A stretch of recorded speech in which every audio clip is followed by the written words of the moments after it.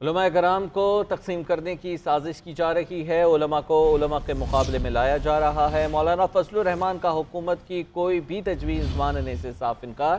کہتے ہیں ریاست سے تصادم نہیں چاہتے، ہم مدارس کی رجسٹریشن چاہتے ہیں، یہ ہمیں کہیں اور دھکیل رہے ہیں۔ ہم قانون کی بات کر رہے ہیں، حکومت اس کو سیاسی اکھاڑا نہ بنائے۔ صدر دوسرے ایکٹ پر دستخط کر سکتے ہیں تو مدارس بل پر کیوں نہیں؟ ساری چیزیں اتفاق رائے کے بعد کیوں متنازع بنائی جا رہی ہیں؟ پارلیمنٹ اس بل کو پاس کر چکی ہے۔ مارچ سے متعلق سوال پر بولے مفتی تقی عثمانی نے 17 دسمبر کو مدارس سے متعلق اجلاس بلایا ہے، اس میں اہم فیصلے کریں گے۔